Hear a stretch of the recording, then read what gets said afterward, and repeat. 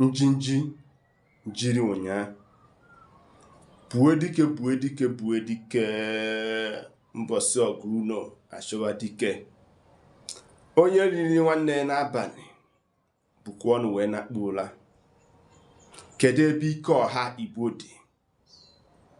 Eche na asị na anyị nwabụ ndị Igbo bụ mgbọrọgwụ Naịjirịa ka ndụ oge anya dịka nwa onye Igbo anyị nwabụ ndị emeriri ha n'agha. The voice of voiceless a silence go ya. Akwụ achago n'ọdụ igu. Unu furu ihe menụ wee na-ajụ kedu ebe ike Igbo dị? Eche na asị na ebube agụ na-eche agụ, mana unu n'anya na nke ugbu a elele nwanne anyị nwoke bụ Nnamdi Kanu. Igbo enwezikwa n'ọnụ okwu Naịjirịa. Obodo anyị nọ n'ime ya dere jụụ. Mmadụ one na-enwe aṅụrị. Ekwugo onye n'ihe si na ihe a na-echezi bụ ka a convince Nnamdi Kanu. Today, Nnamdi Kanu have sentenced to life imprisonment with 20 years imprisonment with 5 years imprisonment. Wee na-ajụ anyị enwezikwado mmadụ n'ala Igbo. Agwara m gị sị gị na after Ikemba Ojukwu, Chukwuemeka Odimobi Ojukwu, the next person bụ Nnamdi Kanu. Ndị kpọkọtara ndị Igbo ọnụ. Ojukwu etiketa ya bụ ihe na mkpu wee nwa. Nnamdi Kanu pụta na-etikwa ya bụ ihe na mkpu.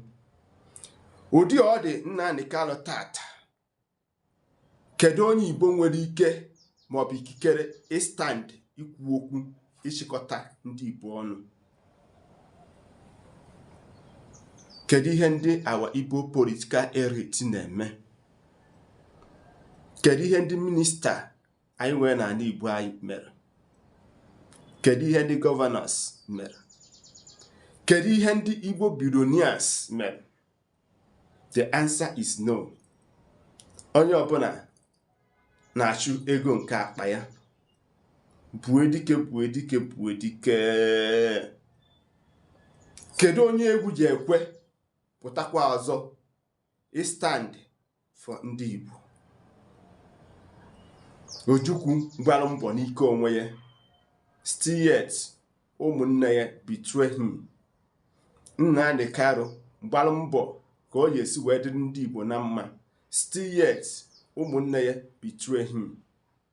Kedu ihe anyị chọrọ ka anyị bụ n'ala Igbo? Onye ka m na-asị gị bue dike mbọsị ọgụ uno achọwa dike. O nweghị onye obi dị mma n'obodo anyị nọ n'ime ya ihe merụ maọbụ ihe na-emenụ, mana nsogbu adịrọ. Ọ dịgo ka ọ ga-adị onye ọbụla ji aza aha n'isi onwe ya. Atụala ọmadụ mana atụala ofeke ọsọba isi n'ọfịa. Ụmụnne m, ka ọ dị.